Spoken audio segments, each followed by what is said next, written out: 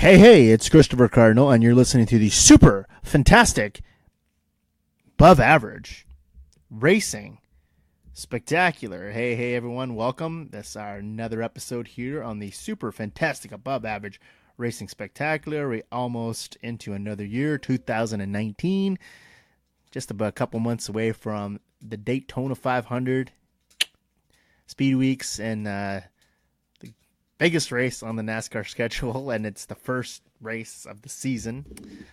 Looking forward to that one. Should be an interesting turn of events, as we said. Some of the subtractions we have from the Cup Series, some drivers who you'll no longer see week to week, some brand new drivers on the circuit.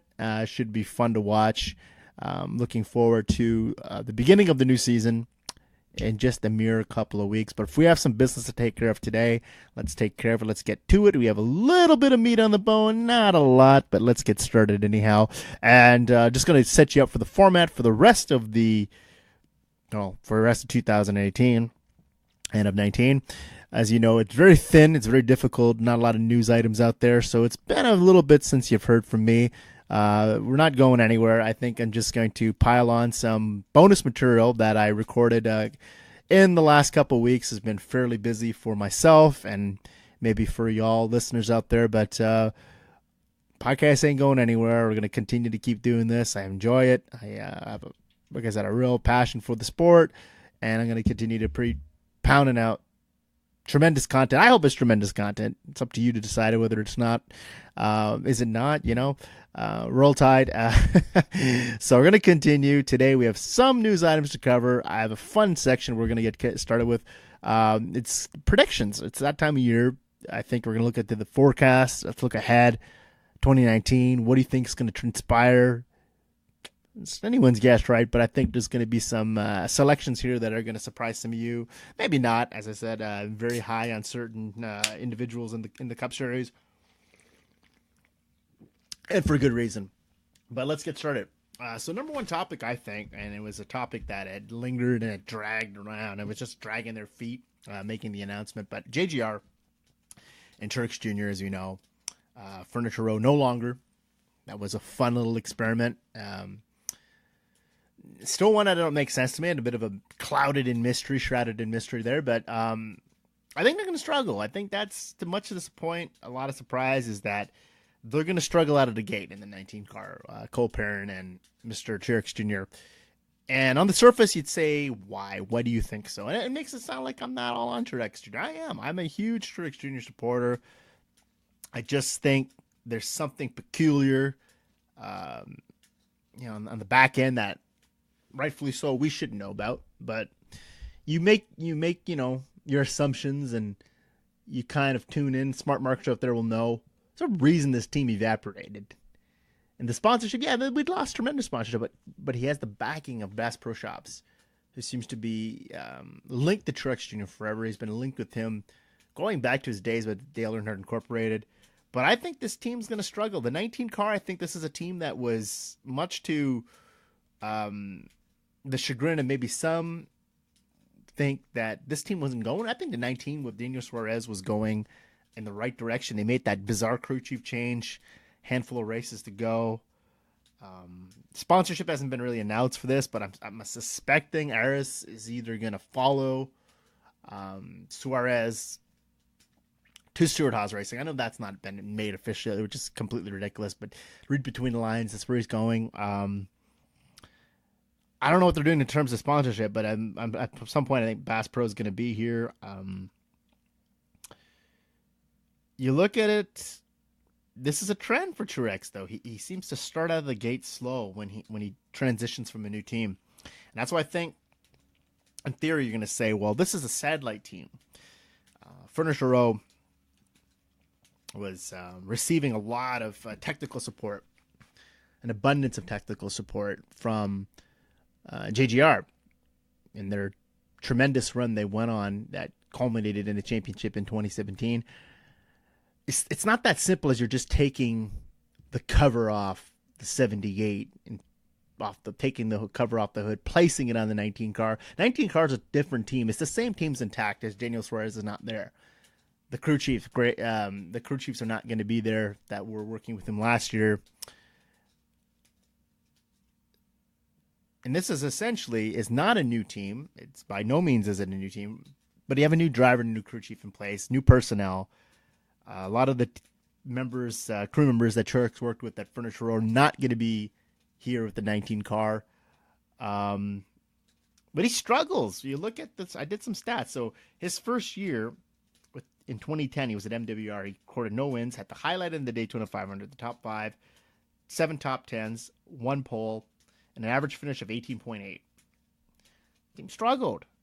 His transition, Exhibit B, MWR to Furniture Row 2014. Starts out red hot, outside pole of the Daytona 500. No wins, 1 top 5, 5 top 10s, no poles. It's just not a smooth transition. Poor average finish, 20.2. Then you fast forward. I know, again, we have 17 wins for Perrin and Truex Jr. Strong combination over 5 seasons. That's from 14 to 18. So they have a chemistry working together. I'm not disputing that. I'm not saying that they're going to be missing the championship playoffs, that they're not going to have a chance to compete for the title. It's going to lead into what I'm going to talk about later. They're not winning the championship. So let's get that out of the way. Strong contenders, they're not winning it. I'll tell you later who is, or maybe who might be winning it, but it's not him. So they have that chemistry. They have that familiarity, and that's huge going forward. I think that's going to impact this team. It's going to set the pace for how well they run. Again, it's just going to be working out the kinks, working out the bugs. You're with a brand new team. Brand new for you, Truex. Brand new for you, Cole Perrin. But then again, you have your teammate, who's the rock star, and Kyle Busch, who's just, again, I'm going to say it, and I know a lot of people won't like it. A lot of haters out there. A lot of people don't like Kyle Busch, but Kyle Busch and Kevin Harvick, to me, are the 2 best drivers in the circuit today. I think Harvick just maybe a pinch better. Denny Hamlin's coming on off year. He's sort of in transition. Not sure what he's going to accomplish in 2019. And then you have Eric Jones, budding young star.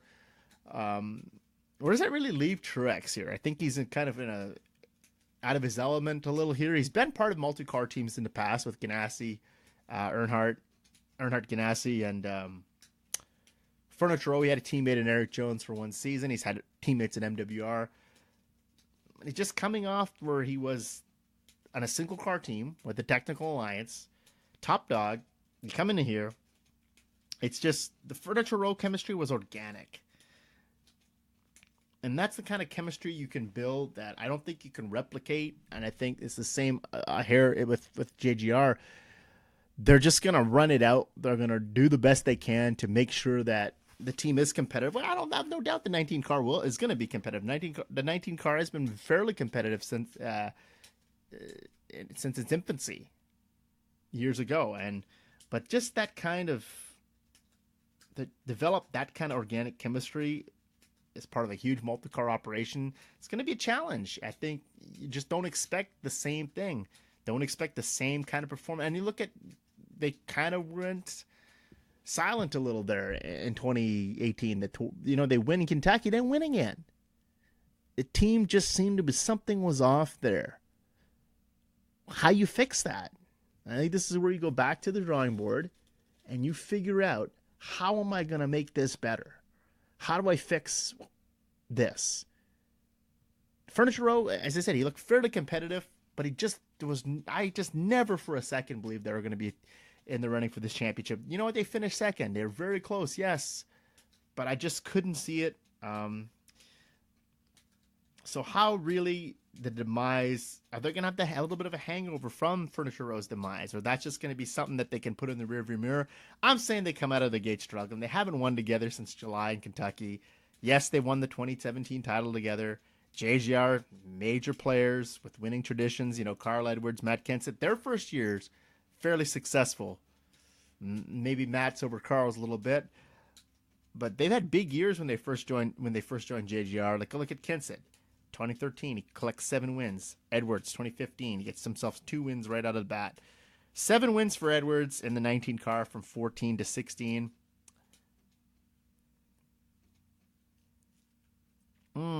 Suarez had 4 top 5s in 2 seasons in the 19 car.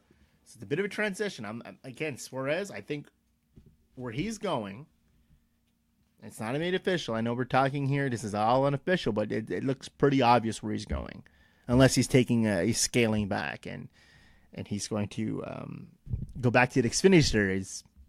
Probably not, but I don't know, unless they're hiring Trevor Bayne for the 41 car, and it's nothing on Trevor. It's not at all a disparaging blow at him, but it's just Daniel Suarez is going into 41. It's just not made official yet. So this is the interesting paradigm here. It's Suarez wasn't a downgrade in this 19 car. I think what the plan with this 19 car, when Carl Edwards decided, hey, you know what, I'm calling this a career. See you later. This is it. Show's over. I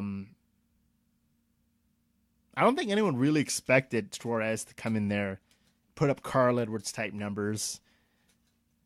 Not to be expected. So where he's going, this works out for both. And I think I still thought when I heard of this, I felt really, your heart hurts for Suarez because you see the progress he was making. I think, and I'm gonna say it, and a lot of people might disagree. Eric Jones, yes, is a winner. He won Daytona, made the playoffs.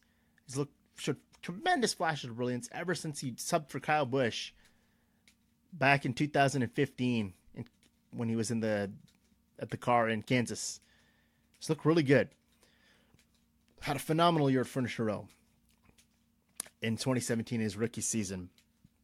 But I think the bigger upside lies in Daniel Suarez, and I think this is a guy that it's a generational talent. I think that's going to accomplish a lot of great things. So for the 41, this is huge. You're losing a championship guy in Kurt Busch, and you're gaining an international superstar you can build the franchise around, as you have Kevin Harvick, Clint Bowyer, who getting up there. You don't know how many more years they're going to be around for, as a lot of drivers now they're not sticking around into their 50s anymore. Late 40s. They're content with calling a career pretty early in their 40s, late 30s, and that's what is contentment. Suarez has a lot of years left. 1992, lots of years. And he was never expected to put up Carl Edwards' numbers. It was this was a transition for the 19. This was his opportunity to make his name in the Cup Series. And now you have the same idea here where Truex Jr. is coming into a situation where the team has not put up, the greatest numbers. He hasn't won in the 19 car. Daniel Suarez failed to go to the winner's circle. However, what pressure are you putting on Truex Jr., having that successful run he had from 14 to 18 with Furniture Row? Are you expecting the 19 car, who hasn't won in a couple years, to come in there and be a major player again and run up front? And then the 19 car has run up front. 2016, Carl Edwards was in contention for the championship, just mysteriously walked away in 17. It all depends on what you're going to expect out of the 19 car. Do you want to see the 19 car that had Carl Edwards in it put up the similar numbers? Because I suspect when it's all said and done, as I said, I think they're going to struggle out of the gate. They're going to go through the learning curve of adapting to JGR and day-to-day operation and acclimating to how JGR operates as opposed to Furniture Row. So totally apples and oranges, man. All apples and oranges. You have a team that, it was a satellite team. Absolutely. And then they got a lot of the resources, if you will. It was like a fifth Joe Gibbs car. This is actually legitimately a car that's in the Joe Gibbs stable. I'm expecting the same out of Truex Jr. I think it might be a slow regression here. Not a big change, but I don't think he's going to quite duplicate the numbers he did at Furniture Row in this car. I just don't. This car, honestly, was created for Carl Edwards when he decided to join JGR. It never quite really... It just, for one reason or another, it never quite made the impact it should have. And that's unfortunate for this team, because this team, I thought, had a tremendous upside. Carl Edwards, I thought, could have been a champion. JGR.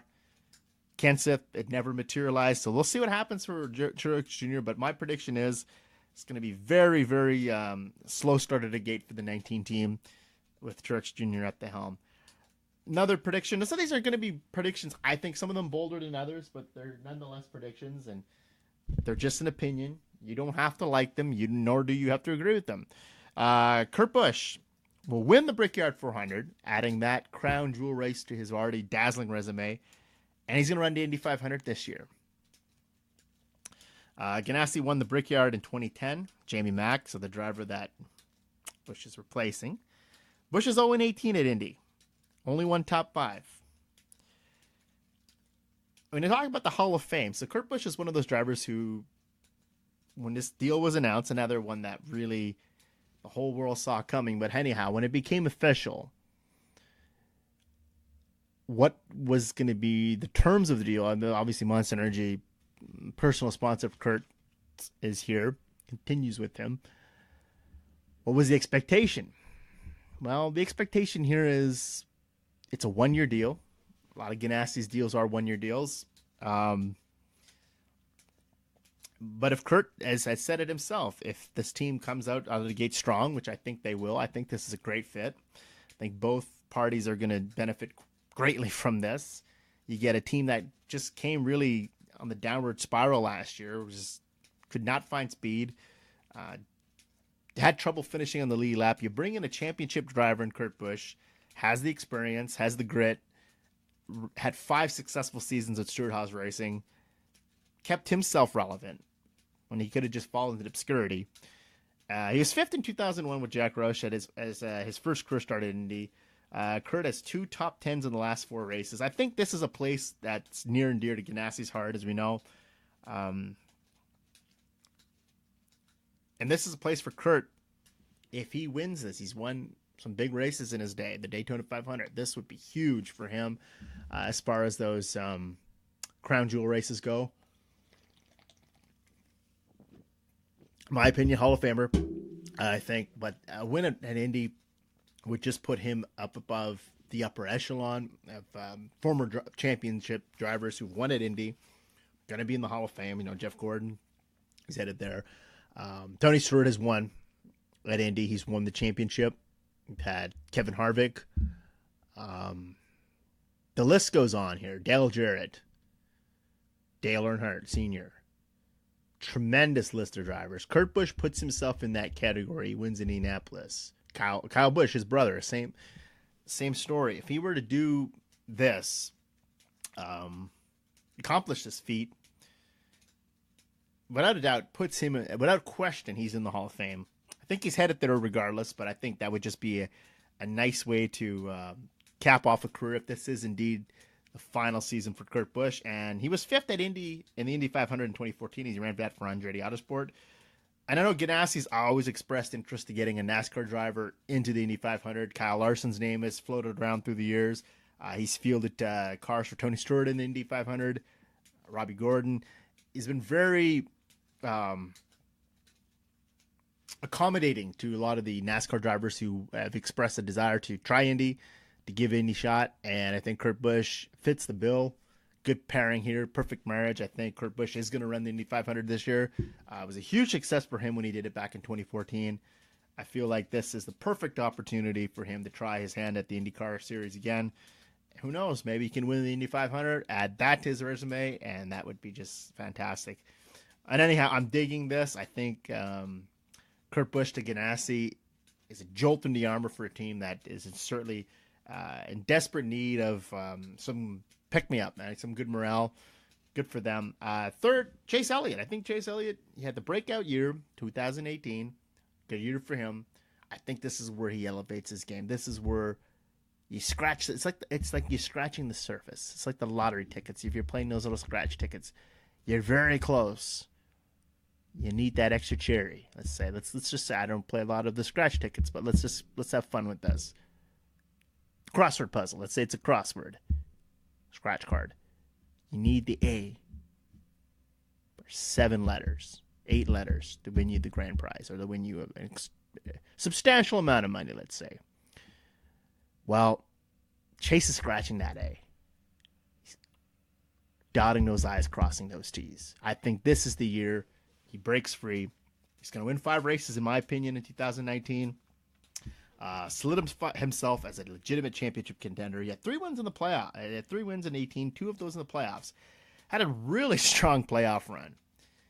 Just for whatever reason, comes up short. Can't make that Final Four yet. He has 3 run-up finishes and 6 career starts at Michigan. I think that could be a place where he breaks free. Talladega, the history of Bill running so well. The hometown track in Atlanta. He's now, to me, the top dog here. They're building Hemric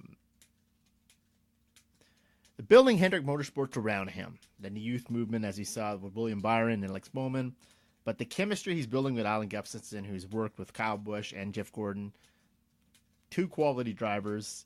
This is the year he makes the Final Four. I think Chase is sort of laid off the throttle a little. We don't know really how good Chase Elliott is. I think Chase Elliott is an extraordinary individual. I think he's, for me, amazing driver. I think he's good. I think he's going to do really well. I've said this for years about Chase, but I think this is the season in 19 where it all comes together for him. If he had to win the race, he just had to get the monkey off his back, win this thing. He's done that. He's accomplished this. I think now it's time for him to break free and just start rolling off the victories. And this is where Hemric Motorsports becomes relevant again. I think this is the year where you're going to see an interesting paradigm at Hemric. I think you have, again, the trend where 2 drivers are going to run not so well. I'll tell you who those guys are. I think it's going to be it's Bowman and Elliott's team.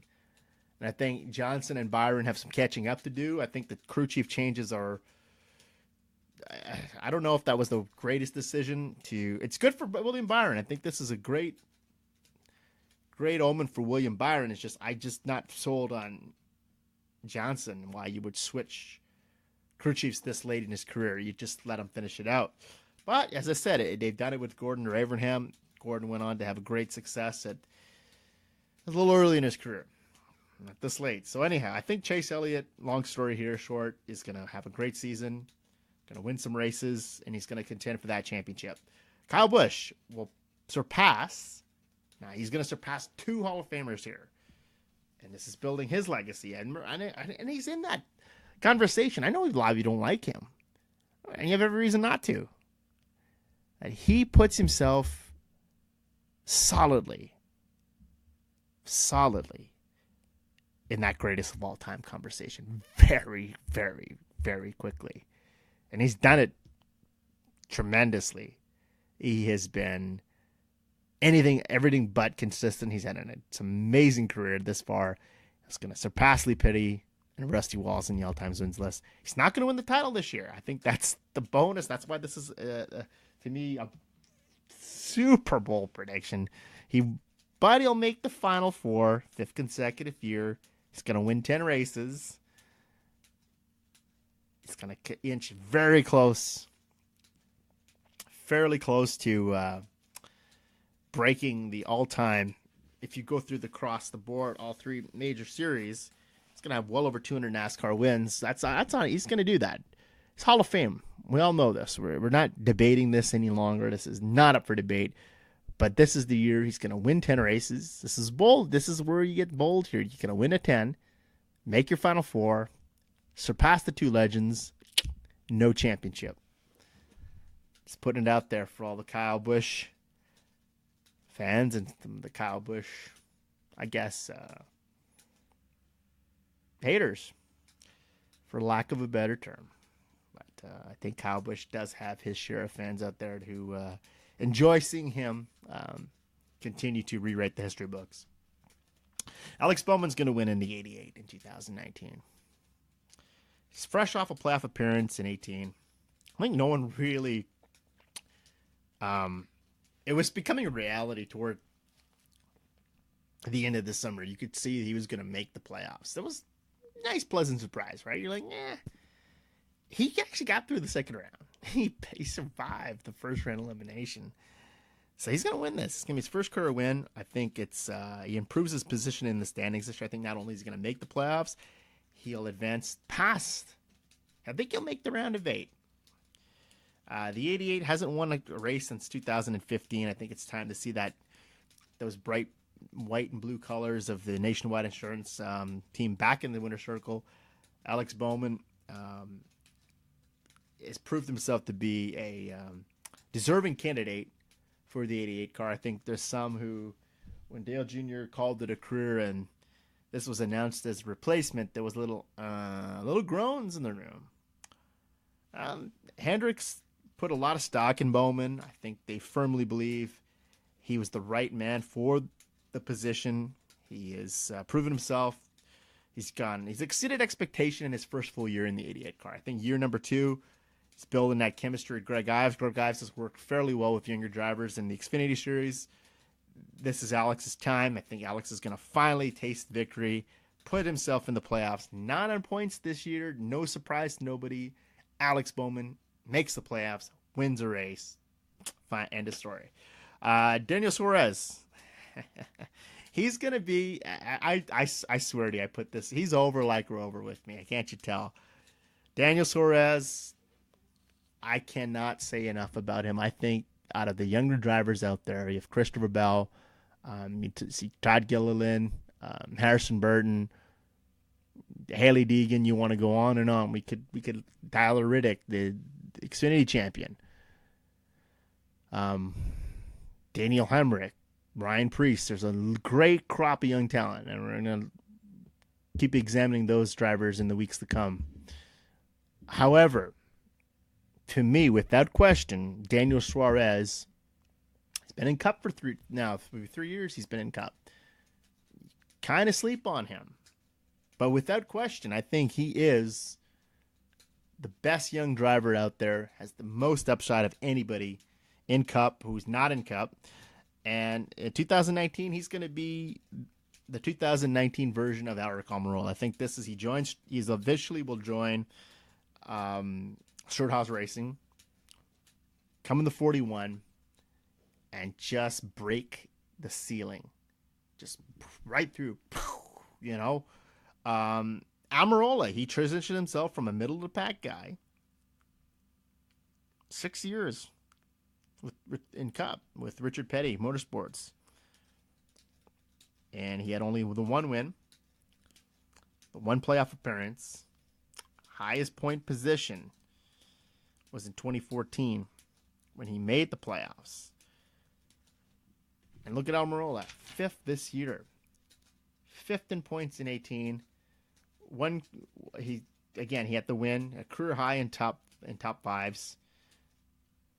He had himself a career high this year at 4 top 5 finishes, 17 top 10 finishes. Suarez in 2019 has a 3rd year in Cup, as we said. He's itching to break free. I think he's going to do an amazing job in the 41 cars, joining a winning organization, StarCom Racing, since 2014. That's had 32 wins. Now, just a tick behind JGR, the team he just finished with. Went from 14 wins to 18. At 14 to 18, he had 43 wins. Winning organization. He's found himself fortunate enough to be with 2 winning teams that are the top tier in NASCAR. You go from losing an opportunity, it could have been total tragedy, right? You see a young talent who might just fall to the bottom with Suarez, and here we are, gets an opportunity with another top-notch. That's fairly rare. You see this where a driver who loses an opportunity with one top-tier team only to find himself with another. Tremendous story. This does, in fact, come to fruition. Stuart Haas could make him the cornerstone of the organization. I would not be shocked at all. Him and Hemric Almirola, one of Cuban descent, one of Mexican descent, very good internationally. Looks good for the organization. They got that international flavor. I think he's going to break the seal. I think he's going to finish really strong in 2019. He's going to knock off some wins. Daniel Suarez, breakout season. I'm seeing it. Number 41, StarCom Racing. So sticking with Stuart Haas, I think Kevin Harvick is going to join Club 50 by June. He was winless in 08 and 09, but he's a model of consistency since 8 of the last 9 years. He's had multiple win seasons, a career high in 2018, 8 wins in the season. He has 45 coming into 2019, 22 wins in 5 seasons at Stewart-Haas Racing. Has transformed him from good driver to superior, fantastic driver. 4 Final Four appearances in the last 5 years. 2014 champion. Won in his 3rd Cup start, as we know, at Atlanta in 2001 March. So he's continued to build the resume. We're looking at the Hall of Fame credentials for Kevin Harvick. Won Indianapolis in 03. Won on both road course races and both road events, Sonoma, Watkins Glen. Well, the Roval knew, but who knows? He might win that this year in Cup. 2007 Daytona 500 champion. 2011, 2013 Coke 600, not Coke Zero, that's in Daytona. Coke 600 winner, thank you, pardon me. 2014 Southern 500 winner, and is 42 years old coming into the 2019 season. You know, can he reach it? 2-time Xfinity champion in 2001, 2006, 47 Xfinity Series wins, 14 Truck Series wins. Hall of Fame, without question. Club 50's huge accomplishment for Harvick. Just under 20 years in the tour. To me, and I said it at the opening, best driver in the business. Him and Kyle Busch. But to me, it's Kevin Harvick. I'd say Kevin Harvick is the best. Doesn't quite have the numbers Kyle Busch has. Fairly similar. A little more time than Kyle in the circuit, so you kind of factor in that. But I think Kevin Harvick and Stewart-Haas Racing are automatic. They're going to be in the top 4 again, Final 4. Going to win a ton of races again this year. Can't put a number on that just yet, but I think Harvick, I don't think Harvick's going to be around much longer. I think, honestly, he's one of those drivers I think that is finished with the Xfinity Series. I said, barring any realist out of the ordinary circumstances, and will not run Xfinity Series again. He's had a great career in that series. Hasn't run the trucks in a few years. Seems to be really focused on building a winner at Stewart-Haas Racing, which he has. Championship in 2014. I think he's going to win a championship again in his career. I think he's going to be a 2-time champion when this is all finished, when he calls it a career. But he's not winning it in 19. It's leading into my final, one of my final forecasts here, my predictions. So here's one that's going to shock you, disappoint you maybe, or just going to be completely dead off. Jimmie Johnson's not going to win in 2019. He'll miss the winner's circle again, but the cherry on top of this, he's missing the playoffs too for the first time in his career. As you know, 2018 worst year in Cup for Johnson. No wins. A career low in top 5s, only 2. This decline is not an overnight decline though. You look at the records, and I'm a very, very big on statistics. I'm a stats guy. He did win the title since winning the title in 2013. Yes, he did win, and and I say, well, he won in 16. Yes, he did. He bounced back nicely. But there's a slow regression here. In 14, he's got the 4 wins. He's 11th in points. 15, he's got the 5 wins. He's 10th in standings. 17, 3 wins, 10th in the standings. Last year, no wins. See where I'm coming from here. The average finish has deteriorated over the last 3 years. He got 16. The title year, he was 14 was the average finish. 17 goes down to 16.8. Proves a little bit here. If you look at, I think, 1 point, but 18, 16.7, so fairly similar, off by 1, but no poles in the last 2 years, so these cars haven't even been all that fast. There's a steady decline here. This isn't the Johnson that had a vice grip on the competition in the early 2000s. It's different Johnson. It's not the same Jimmie Johnson. So in some aspects, you have the fan base who's going to complain about this. Well, Didn't like when he won all those races. Didn't like when he was whipping the competition, but you don't like it when he's not winning. So you can't be satisfied. Why not?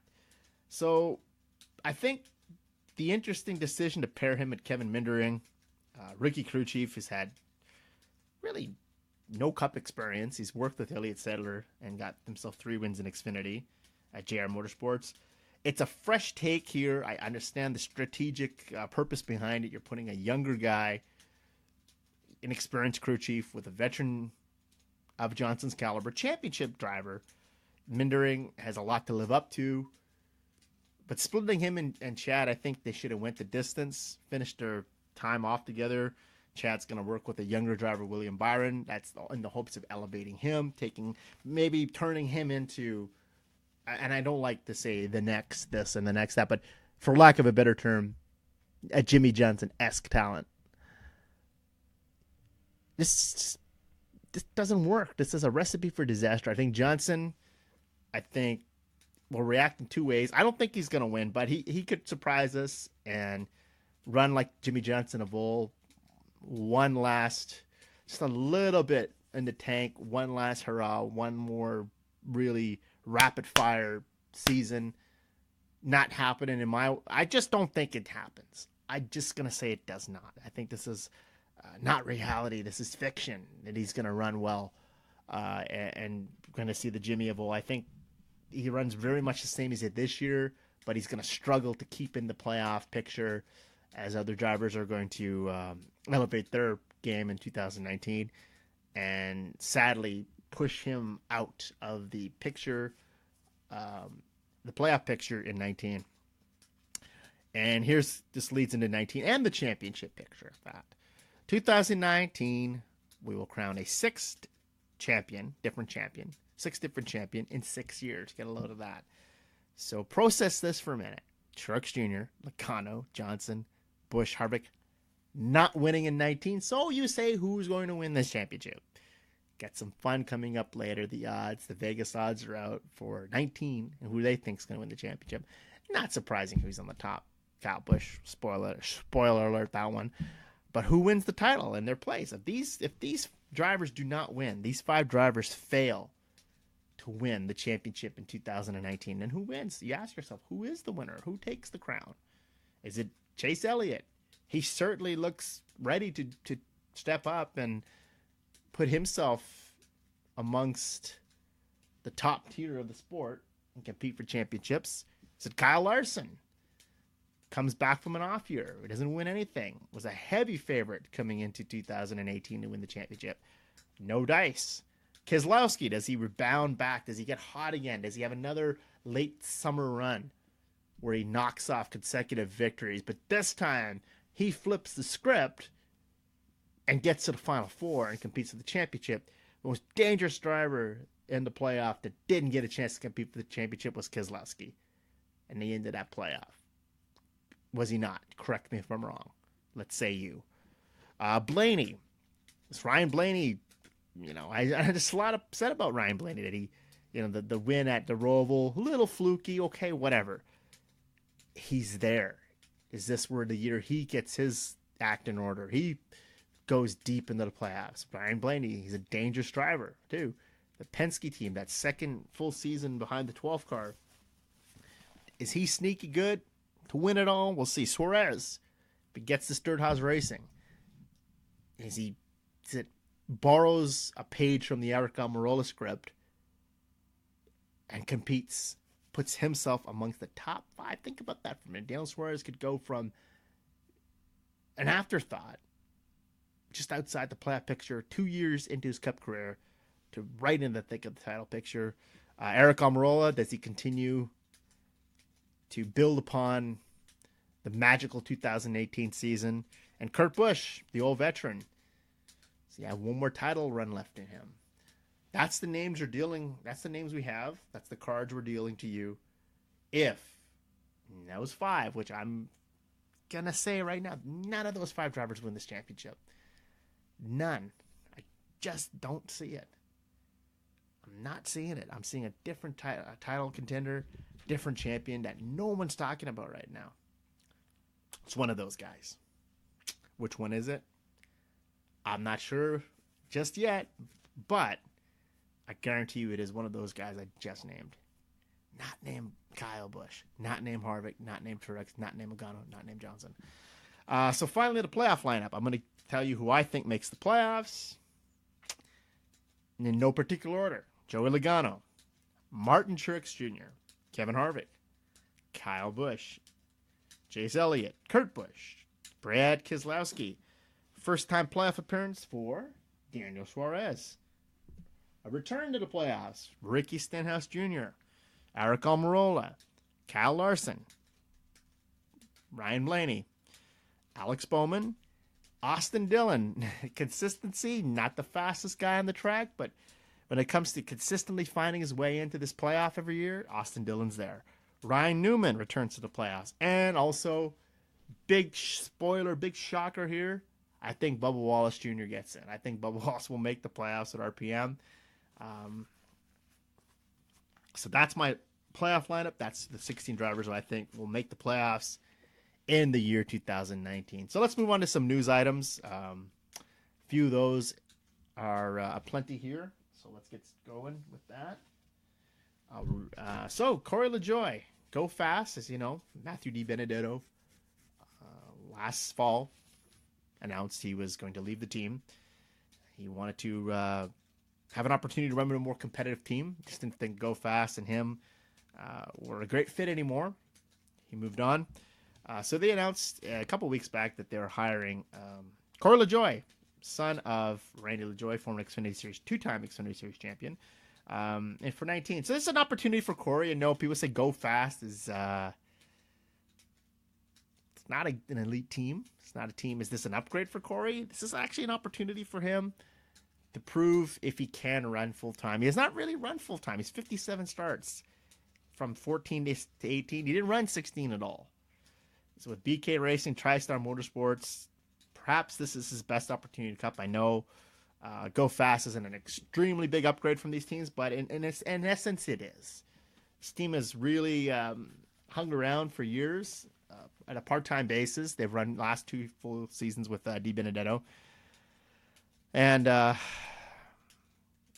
like I said, years of part-time, and they have 3 top 10s in the team history, all with DiBenedetto, in the 9th and the 17th Daytona 500, 16 in 2008 in the 2017 Indy 500, and again in this year's Daytona 500, that's past year, 18, they ran 7th.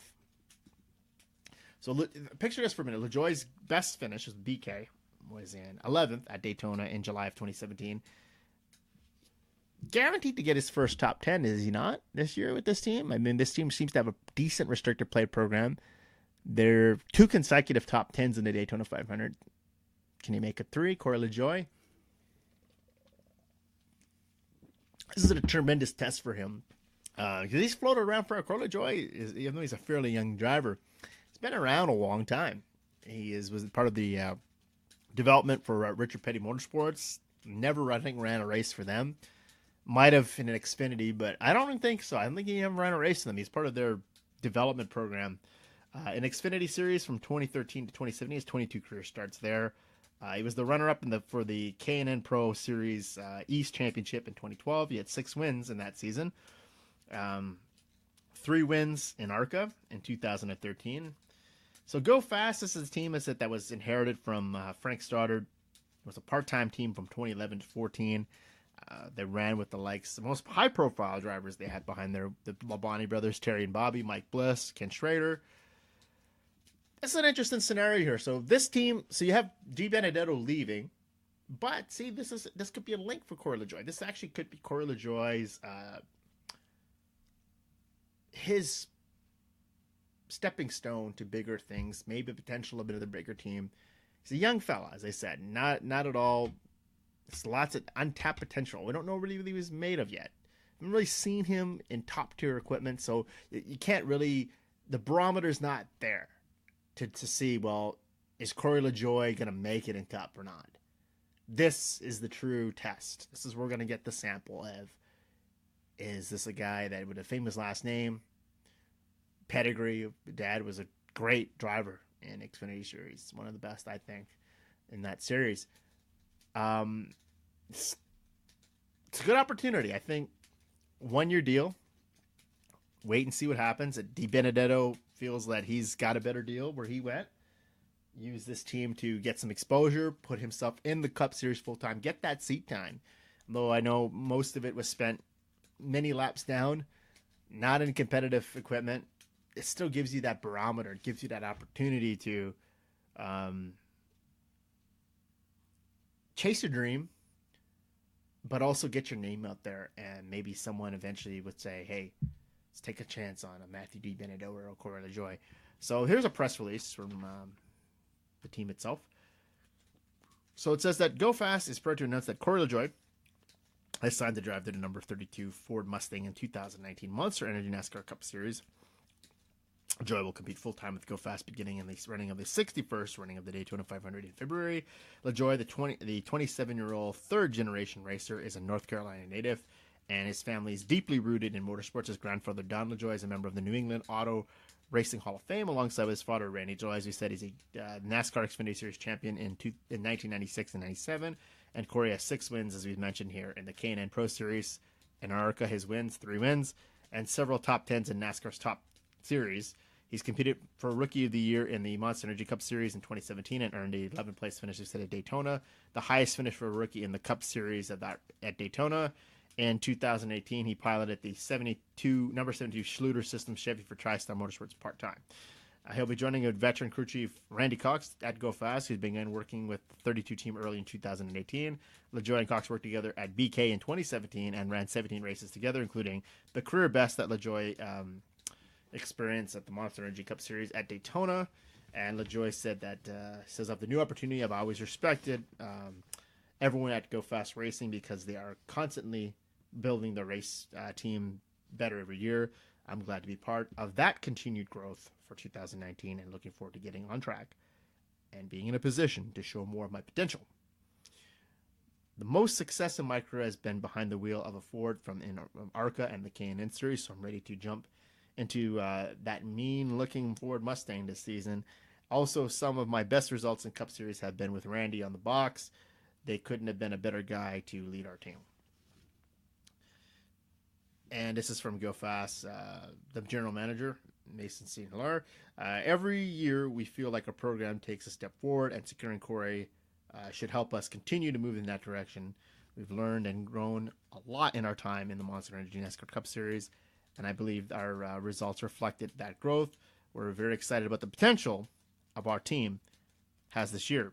Every year we've been able to improve our program in different areas, and we fully believe that this is in this coming season will be no different. Corey is a driver we've kept our eyes on for several years, and he's impressed and delivered when given the opportunity. We think he's a great fit for our program, and we can't wait to get the season started and underway. So Go Fast here, as I said, this seems as an opportunity. That seems like a team that, if this turns out for Lajoie, he doesn't remain here, that he goes on to race for another team or have an opportunity with another top-tier team, if that's in the cards for him. It's a good stepping stone. It's a good place to get your seat time. The Go Fast team is trying to build their brand. They're trying to build a team that it's been around a long time. But I just don't think they're still, when they're seeing up the smaller car operations, they were anywhere in the same category as a Front Row Motorsports or, for lack of a better comparison, Furniture Row, who's started up as a small market, out-of-pocket funded team that was competing with the Giants. The Hendricks, the Gibbs, the RCRs. It's a good move. I think this one I would give a pass to. I think it's going to work out. I think the results are going to be a bit better. I think for Lajoie. I think Lajoie could get his first top 10 with this team. As I said, they seem to have a tremendous amount of success here on the in the restrictor plate program. And who knows, take a gamble. Maybe try to steal one from the big teams. That would be quite the story. See that team in the playoffs. So another smaller market team is locked up their driver for 2019. One of my all-time personal favorites, Mr. Landon Cassill, is going to be returning to StarCom Racing for 2019. Cassill ran 29 races for StarCom in 18, and his best finish was 18th. And that was the Vegas race in the fall in the playoffs. And his highest, excuse me, and his best finish, the highest he's ever finished in the top 5 was in 2014 with Joe Falk at Talladega. So he hasn't finished in the top 5 since 2014. So hopefully for Landon, he can, there's that familiarity there. Again, another driver, I think Landon Cassill, a little bit older than some of the younger the prospects, but I still think a guy that untapped potential. I just don't think Landon Cassill's had an opportunity to, former Hendrick cast off, just wasn't enough room in the driver roster to move him into the Cup Series or move him up through the rankings. Tremendous amount of talent. Could still help somebody out, I think. I just don't know if maybe the sun has set on him or not, but this is still keeps him relevant, keeps him in the Cup Series. He's very entertaining follow on the social media networks. Landon Cassill is a highly entertaining driver, if anything. So StarCom has used 7 different drivers in 2018. They used likes of Cope, Joey Gase, Jeffrey Earnhardt, and another all-time favorite of mine and guy that I hope one day does get a great opportunity, Mr. Greg Alding.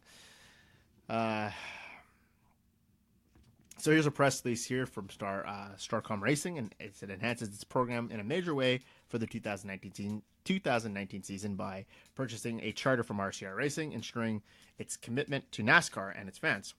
In another effort to continue the growth in the sport, SCR has signed Landon Cassill as its driver in 2019 and is confident that will contribute to a large part of the success of the team. During the offseason, SCR has found a new 20,000 square feet home for its race shop in Salisbury, North Carolina, where the team has been actively preparing its quality equipment to be ready for the track at Daytona. In addition, SCR accelerated its engine program with ECR engines and will be bringing an upgrade to horsepower to Cassill's 00 Chevy week to week. And we're coming off a successful first year for our new owners and team, said Derek Cope, SCR team manager. We certainly endured a great deal of adversity as a start from scratch Cup team, learning along the way, and the positive results for the most part. With the continued commitment to our owners, Matt and Mike Kohler, and we are looking forward to the prospects of being a better race team in 2019. We're extremely proud and pleased that we've acquired a charter from RCR, and we're excited to have contracted Landon Cassill for this upcoming year. And I've enjoyed working with him in 2018 and what experience he brings to the race team. We are working hard to prepare for Daytona and cannot wait for the season to start. Surrounding yourself with quality personnel is key to a successful team, and SCR has taken a major step in that direction by bringing aboard a well-respected and talented crew members for 2019. And this is from Landon himself. He says, I'm very excited to be back with StarCom Racing for 2019. We put a lot of work at the end of 2019 to make improvements for this upcoming year, and I think that work will pay off across the board. And the team is making big investments in cars and engines to step up our program, and it only motivates me to bring 110 as a driver. Very good. Great story for Landon Cassill. I've always said, just for whatever reason or another driver who never quite had an opportunity to really scratch the surface and give himself an opportunity. Well, the driver, I think, as a driver, tremendous driver, but I think the owners out there just, for whatever reason, maybe passed on him. Tremendous talent, I'm telling you, untapped potential. But you got to work your way up, and maybe this is another smaller team that can be that platform for other younger drivers up and coming to potentially in the future get themselves some Cup experience, catch, maybe raise some eyebrows, and some of the other big teams might have come calling. You never know. Then anything can turn. Daniel Suarez, who we predicted he would be with Stewart-Haas Racing. Thought he'd be with Joe Gibbs for a few more years, but see, just opportunities sometimes just come out of nowhere. So another story that was in the news while we were away was Daniel Hemric is going to run the 8 in 2019. It's the return of the number 8 to full-time active competition in Cup Series. He did use the number in his 2 Cup appearances in 2018 at Richmond and the Roval, and the number was last used full-time in the series in 2008 and 2009 with Mark Martin and Eric Almirola for DEI, and used for Dale Jr. famously from 1999 to 2007. And so a little bit of pushback sometimes when it comes to the I think a lot of diehard racing fans out there, and I respect the legacy of numbers. Maybe the number 3 should have been retired, but they don't retire numbers in NASCAR. So I think Dale Jr. said himself there's no issue with seeing the number 8 on the racetrack. It's a number. It's not defined who he is as his legacy. When you think back, you're going to remember the Budweiser number 8. Of course you are. Depending on how deep your fandom runs, maybe you'll remember Dale Jr. in the 88 Nationwide car. In any event, it's a number. Hemric is going to drive the car in 2018. Here's a bit of a press release from that. It says that Dan Hemric will carry the familiar number for his rookie season in the Monster Energy Cup Series in 2009, driving the number 8 Chevy Camaro. The 27-year-old will continue a long tradition of Kannapolis, North Carolina natives who have driven the number 8 on the racetrack. Hemric made his Monster Energy NASCAR Cup Series debut during the 2018 season, running the number 8 Smoky Mountain Herbal Snuff Chevrolet at Richmond and in April, and in Charlotte in September. He now prepares himself for his first season in the Monster Energy NASCAR Cup Series. Hemric is ready to carry the number full-time.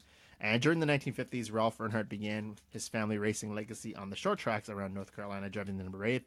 When his son Dale made his first NASCAR Cup start at Charlotte in 75, it was a number 8 on the side of the car. And when it came time for Dale Jr. to begin his career in the Cup Series, he did so driving the number 8 Chevrolet that would become iconic in NASCAR fans and non-fans alike. Growing up in Kannapolis, it's all about racing, said Hemric. I always dreamed of having an opportunity to drive for RCR and for Richard himself. Now 2 iconic numbers, the 3 and the 8, are going to be under the same roof, and I know it makes Richard happier than anybody just understanding what that means for the sport of NASCAR now, and our fans going to be able to connect with that. With RCR celebrating its 50th anniversary during the 2019 season, Richard Childress, as chairman and CEO of RCR, understands that the meaning of bringing back the number 8 to the track and to the sport, and the number 3 Chevy. Childress also noted that the style of number is utilized across the board in numerous professional sports and felt like it was time to bring it to NASCAR. Car numbers are a big part of NASCAR, and it makes me proud to have 2 of the most historic numbers under the RCR banner for our 50th anniversary season, said Childress. With his Kannapolis roots and his old school racing mentality, Dale Hemric was a perfect choice to bring the number 8 back to the Cup Series on a full-time basis, and he has demonstrated that he has what it takes to become a contender on the racetrack, and we are looking forward to the next step in his career. And we have a long-standing partnership and supporting program that we're proud to carry each of their colors on the number 8 throughout the year. And I also want to, so that's here. They're just recapping on this press release the sponsorship that they have in place with Caterpillar, Bass Pro Shops, and so sponsorship that was on the 31 car carries over to the 8. Virtually the 31's becoming the 8 car. I don't see anything wrong with this. I think some people get a little too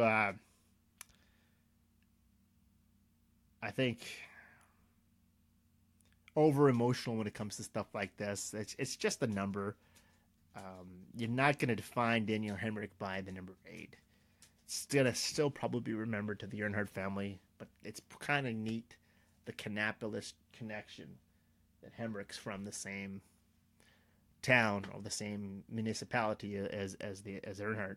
I think that's pretty cool, and I got no problem with that. I think it's pretty neat to see those numbers from the past make the comeback. So as we said, 50th anniversary for RCR. I'm going to go through this real quick. They're celebrating their 50th season. We ran some gold color paint schemes at Daytona for the number 8 and the number 3. Bass Pro Shops on the number 8. And Dow will continue their sponsorship with the number 3. So it says here in a press release, Richard Childress has announced big plans for a year-long 50th anniversary celebration, commencing in February with a pair of gold Daytona 500 entries for its first 2 Monster Energy NASCAR Cup Series teams. Defending Daytona 500 champion Dillon will drive the number 3 Dow Chevy, while Hemric will make his first career Daytona 500 start in the gold Bass Pro Shops Caterpillar Camaro.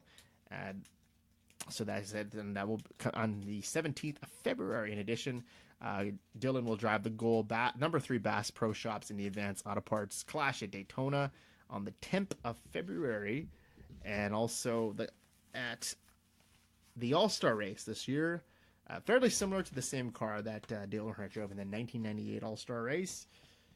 And it says, who would have thought that a $20 investment more than 50 years ago would have grown into an organization that RCR is today, said Richard Childress, the chairman and CEO of RCR. I'm very proud of RCR's accomplishments. from the race wins to championships and the many drivers, employees, and partners who have been associated with our race team along the way. And I am most proud of the relationship we formed with the many race fans who have supported us each and every week. And it's a special 50th anniversary logo will be unveiled that incorporates 15 stars as a nod to the organization, NASCAR and ARCA Championships. And RCR is currently partnered itself with incorporating newly created 50th anniversary logo into merchandise, marketing, collateral, digital content, and advertising programs throughout 2019. And the logo will also be featured on the RCR fire suits. As it says here, RCR will celebrate a 50th anniversary season long throughout the robust content plan on the RCR.com and various social media platforms celebrating the organization's past, present, and future.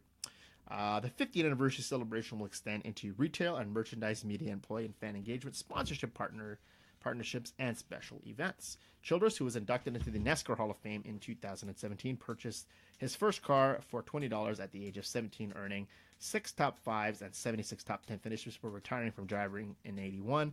Childress went on to become a successful car owner, notably building one of the most iconic driver-owner duos in NASCAR history with Dale Earnhardt Sr. And off the track, Childress is known as a successful businessman, philanthropist, and in addition, for today's announcement, RCR has also invited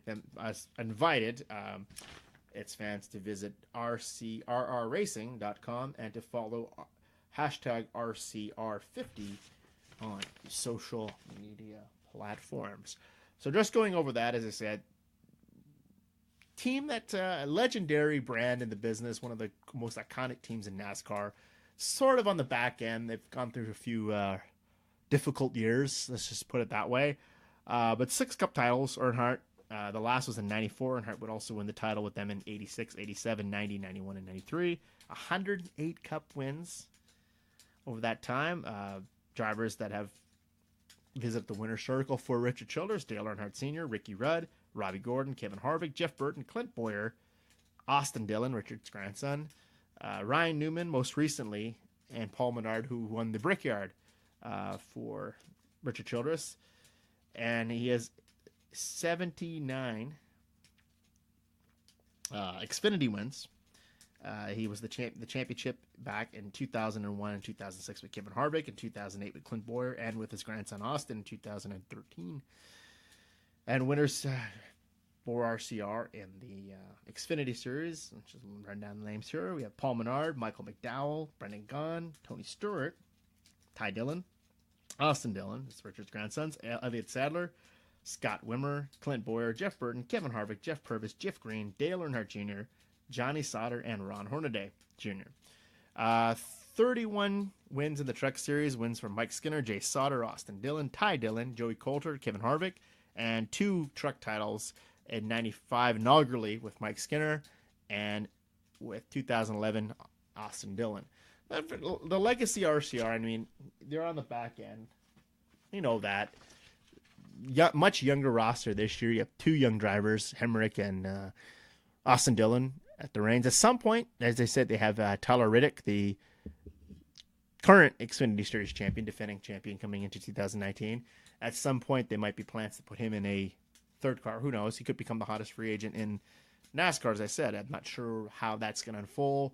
But going in a much younger direction, as Ryan Newman's no longer with the team. I've gotten rid of Paul Menard. Some of the veteran drivers they had, Jeff Burton, through the years, Kevin Harvick's not there anymore. So the last 10 years, big Clint Boyer no longer part of that team. Big changes for RCR. They're going in a different direction, but the legacy continues. And I hope it is a very successful 50th anniversary for them in 2019. So finally, before we wave the white flag on this episode of our program, Vegas has released some of the early championship odds ahead of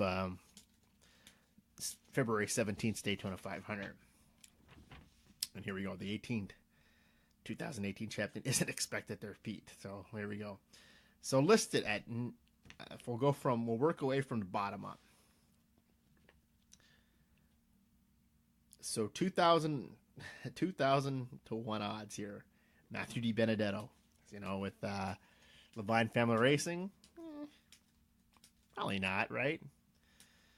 They probably might even make the playoffs, but can he win? I don't know. I picked him to make the chase of the championship, the playoffs, whatever you want to call it. Darrell Wallace Jr., Bubba Wallace, also at 2,000 to 1 odds. Chris Buescher, also at 2,000 to 1 odds. Ryan Preece, JTG Doherty's newest acquisition, 1,000 to 1. I mean, he's got a better shot than Buescher. 300 to 1 odds include Ryan Newman, Daniel Hemric. 100 to 1 odds. Here we are. Ricky Stenhouse Jr. It's good for Ricky. He is expected maybe to make this the postseason this year. Paul Menard is also 100 to 1 odds at the Wood Brothers. 60 to 1. None other than Austin Dillon, William Byron. 50 to 1 odds. Alex Bowman, 40 to 1. Daniel Suarez. 30 to 1. Jimmy Johnson. 25 to 1. Kurt Busch, Denny Hamlin, Eric Almirola. 15 to 1 odds. 2 drivers who I don't even think are making the playoffs in 2019. Clint Boyer and Eric Jones. I see regression in their futures. Dave Blaney is 10 to 1. Ryan Blaney. Pardon me, Ryan Blaney, 10 to 1 odds. The defending champion is also at 10 to 1. Penske teammate Joey Logano. And in addition to that, another Penske teammate, Brett Keselowski, 10 to 1 odds. 7 to 1 odds, their Young Guns, Kyle Larson and Chase Elliott. 6 to 1, Martin Truex Jr. And 9 to 2 odds, Kevin Harvick, Kyle Busch, the 2 creams of the crop of the series. So we'll see how that unfolds, but I think the champion is going to come from the first 10 drivers, but it's not Harvick, Busch, or Truex, or Logano.